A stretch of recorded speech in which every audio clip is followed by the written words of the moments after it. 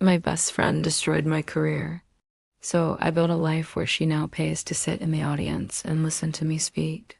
I used to believe that true friendship was uncheckable. I was 25, living in Chicago, fresh out of grad school with a degree in communications. My best friend Emily and I had been inseparable since we were 15. We did everything together: sleepovers, college applications, even our first heartbreaks. When I landed a junior PR position at a prestigious firm, Emily was the first person I called. She screamed with joy over the phone, swearing she was prouder than my own family. To me, that job was the start of everything. I dreamed of managing major clients, walking into skyscraper boardrooms, and being recognized for my voice and creativity. For a while, life felt like a movie montage. I was excelling at work, Emily was my biggest cheerleader, and weekends were spent laughing until our stomachs hurt. I thought nothing could break us apart, but little cracks began to show. Emily would make subtle comments like, "Are you sure you can handle the pressure?" Or, "Maybe you're moving too fast, don't burn out." At first, I brushed them off as concern. But then she started criticizing my clothes, my ideas, even my work ethic. Still, I defended her. She's just looking out for me, I told myself. Until one day, I noticed a shift at the office. My boss became distant, colleagues whispered behind my back, and suddenly I was left out of important meetings. Projects I had pitched disappeared from my portfolio. It felt like my hard work was being erased in real time. I couldn't understand what went wrong. I worked late nights, showed up early, poured everything into my job, yet I felt myself slipping further away from the career I had built. The truth revealed itself in the most gut-wrenching way. One evening, I stayed behind at the office to finish a report. My boss's door was slightly open, and inside I heard a familiar voice. Emily's. She wasn't supposed to be there. She was speaking to my boss, and the words froze my blood. She was telling him that I was unreliable, distracted, and untrustworthy.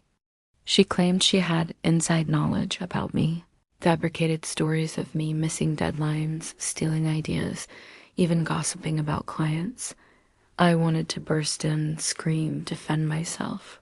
But instead, I stood frozen, my heart shattering into pieces.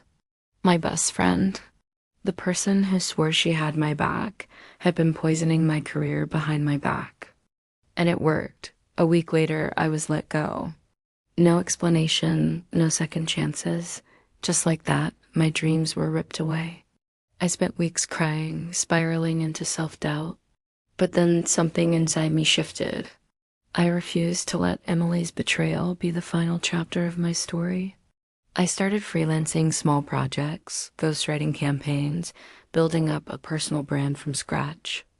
I poured my pain into purpose, teaching myself marketing strategies and growing an online presence. Slowly, clients started to notice me. Then came speaking opportunities, mentorship requests, even brand deals.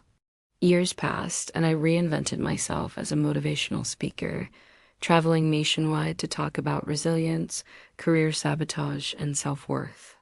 And then came the day of poetic justice. I was booked to headline a major women's leadership conference in Chicago, my hometown. As I stepped onto the stage, the spotlight in my eyes, I scanned the audience. And there she was, Emily, sitting in the front row. She had paid for a ticket to hear me speak. The same woman who once convinced others I had no future was now sitting silently, forced to listen as I shared my story of betrayal, survival, and success. I didn't call her out. I didn't need to. My success was the loudest revenge. Today, I run my own company, mentoring young professionals and teaching them how to recognize both the opportunities and the toxic people in their lives. Emily and I never spoke again, but I sometimes wonder if she regrets it because in trying to dim my light, she only made me burn brighter. And if you take anything from my story, let it be this. Betrayal hurts, but it doesn't define you. You are stronger than the lies told about you. Success is the sweetest revenge, and sometimes the best justice is simply letting your enemies watch you shine. Subscribe to SilkMirror for more stories where betrayal meets poetic justice.